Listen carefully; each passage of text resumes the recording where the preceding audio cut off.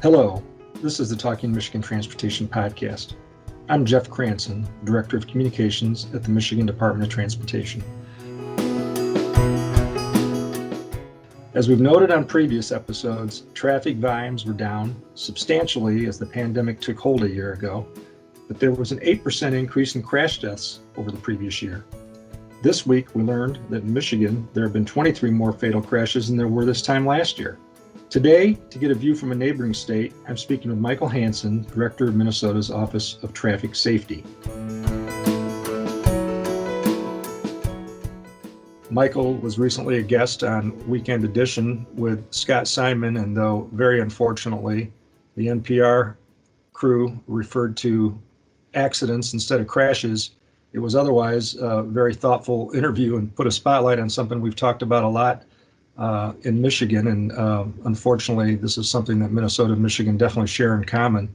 The dramatic rise in fatalities from crashes, even while crashes overall were down and traffic was greatly down. So, Michael, thank you again for being here. Well, Jeff, thanks for having me on. I'm glad to be able to talk with you today. So let's start with your speculation about what's going on. I know it's without hardcore surveys and all kinds of years to crunch some data, it's hard to say for sure, but you have your own thoughts, I think, on why this trend has been what it is. Well, certainly, Jeff, and the data is really what we rely on to tell us the story about what's taking place on our roads, not in Minnesota and really across the country. And I talk with Mike Prince, my counterpart there in Michigan, and our other partners in NHTSA Region 5 here, and we're all seeing similar things, which is as traffic volumes decreased and decreased significantly during the initial parts of the pandemic response, we saw corresponding drops in overall crashes. What was really alarming in Minnesota, this became very quickly apparent. While the crashes were down, traffic was down, the severity of those crashes went up and went up significantly. And when we started to take a closer look at that data to try and figure out what was causing this all of a sudden, because it was absolutely counter to everything that we expected. We thought that the fatality curve would follow the rest of the traffic curve, but it didn't. And it quickly became apparent that the number one driver for the increase in severity, and it makes perfect sense from a standpoint of traffic safety, but it was speed. And that continues right to this day. Yeah, it's an old axiom that speed kills. Obviously, the faster people are going, the more severe those crashes are going to be. But you know what? I can't quite figure out. I mean, I have my own theories that people just got tired of being told what to do, whether it was to wear a mask and that extended to wearing seat belts, and just kind of a reaction to everything. People driving fast and taking chances. And I don't know, beyond that, can you trace it to anything? I know that you talked with NPR about drugs and drinking and depression. We're dealing with a great big simmering cauldron that has a lot of ingredients in it. And you touched on a number of really important key points in this discussion. I think, yes, there was some of that pushback against being told what to do. But, when it comes to speed limits, they've been around for, about a century now, if not longer in some places. And so that was one rule that, we should be kind of used to adhering to.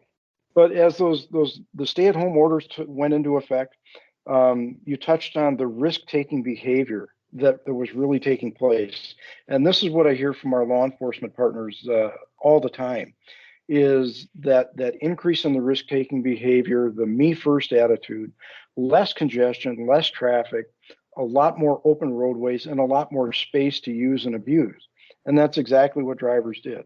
And as a consequence, just looking at Minnesota, even this year, we are 11 fatalities ahead of where we were last year, which was really setting a horrible pace for us. And of the 69 fatalities that we've experienced so far in Minnesota to date this year, 27 of those, or more than a third, are the direct result of a speeding driver.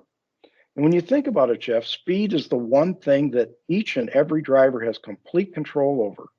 And it's the one decision that we can all make when we get behind the wheel that's either going to get us safely to where we're going, or it can, and unfortunately often does, end up in tragedy if we make the wrong decision. I think another thing that was driving a lot of what law enforcement was seeing out there, Jeff, was a significant misperception that because of the COVID-19 pandemic and all of the precautions that everybody had to take in dealing with it, that many drivers out there figured that, well, heck, I can do what I want because law enforcement really isn't engaged in traffic enforcement.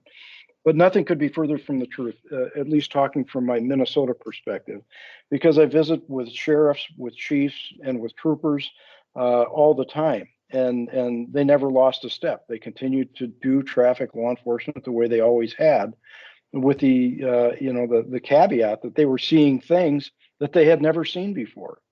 The number of over 100-mile-an-hour violations is just off the books.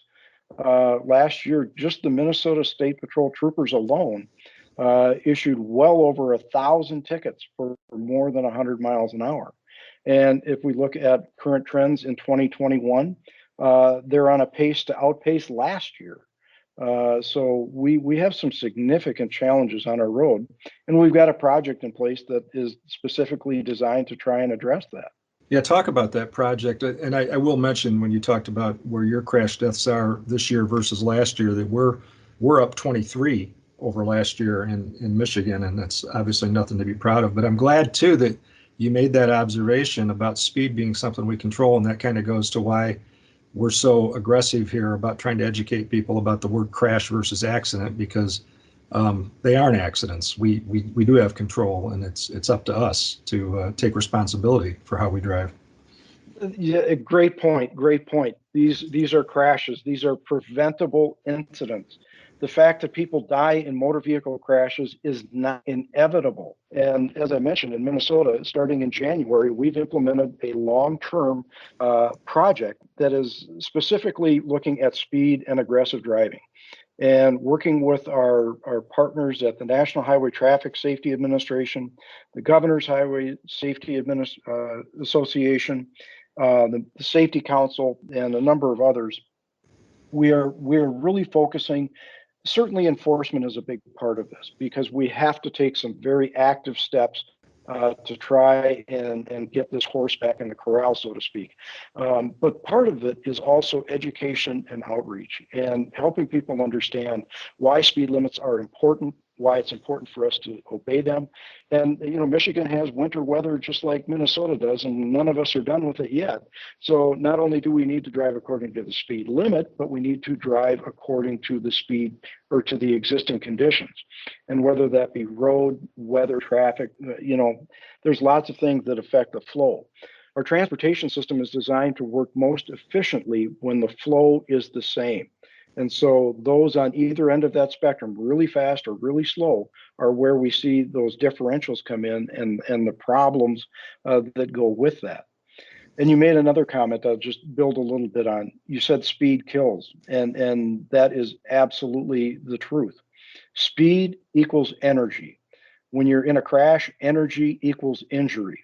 And the more energy you bring, the more injury you're going to cause. And oftentimes in these high-speed collisions, that injury is enough to cause death.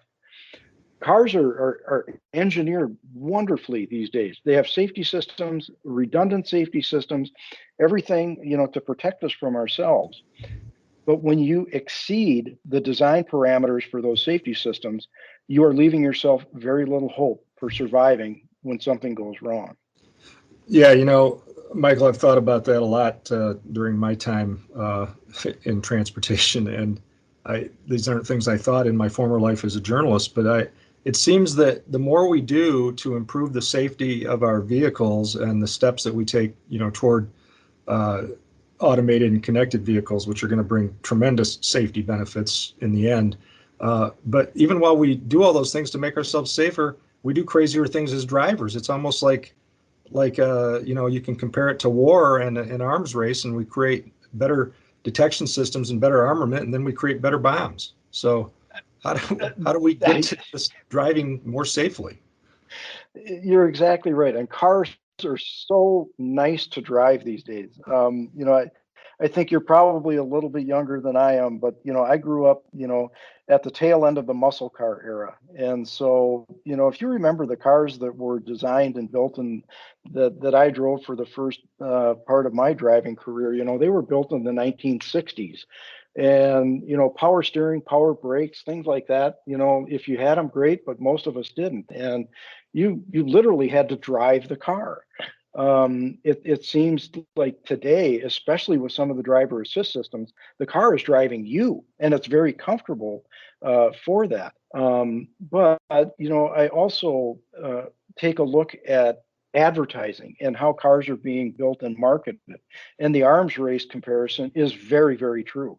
Just look at the horsepower race coming out of many of our major manufacturers, and look at the way that they're advertised. It's a professional driver on a closed course doing things that you should never do on the open road. But that's a marketing strategy, and it apparently works. That's another question I have. You did some time on the road prior to this job. I understand. Is that right? You were a trooper? Yes, I did just about 33 years with the Minnesota State Patrol. So knowing that what we're seeing on the open road, as you discussed, and that's obviously some of those speeds on the freeways, but is this translating to the local roads and the city streets too? Jeff, at least Minnesota, that's one of the scary things that we're looking at, because more than half of these incidents are taking place off of the freeway system and off of the state and U.S. trunk highway system. And they're happening on our county roads and on our city streets. And, I was just at an event where we recognized a deputy for some really great work. He was doing a traffic detail in a suburb of the Minneapolis area in a 45-mile-an-hour zone, and he clocks a car at 112. And so, yeah, it is everywhere. And as we get toward that summer driving season, and I know Michigan is very similar to Minnesota, those 100 days between Memorial Day and Labor Day is when most of our traffic hits the road. And if we're not able to, really bring some sanity back there, we're setting ourselves up for a lot of carnage and a tremendous amount of heartache as we get into that summer driving season. Well, I think it would be nice to see, I don't know about your state, but we haven't had any hearings on this. I haven't seen any of the chairs of our committees bring this issue up. And I think we need to get lawmakers and policymakers involved in this discussion too, because, they might think, well, I'm not the one driving 120 miles an hour, but you and I could very well be the victims of that. Well, that's it exactly. It's the innocent driver who is in the wrong place at the wrong time through no fault of their own. As often as not, pays the price for this selfish decision is really the simplest way to put it. Because as I said, you are in control of your speed. And when you make that decision to drive at those excess speeds, that is a selfish decision. Everybody else around you on the road, that's somebody's mom, their dad, their brother, their sister, their kids. It's people you go to church with, people you go to work with. You have a responsibility as a driver to use the transportation system in a safe and efficient manner. And if everybody does that, the system works. If everybody doesn't do that, that's where we have carnage, that's where we have heartache, and that's where we have tragedy. Yeah, very well said. I think that's really good and some good things to think about, Michael. I appreciate you taking time to talk with us about this. Oh, Jeff, it was my pleasure. And I know you've got a really talented team in your state highway safety office there, working with Mike Prince and the Michigan State Police. So I think with all of us working together on this, and I know Minnesota is not alone in addressing this, that we can bring some control and some sanity back to our roads again. Well said again. Thank you again for listening to this week's edition of the Talking Michigan Transportation Podcast. I would like to thank Randy Dubler and Corey Peaty for engineering this week's podcast. To subscribe to show notes and more, go to Apple Podcasts and search for Talking Michigan Transportation.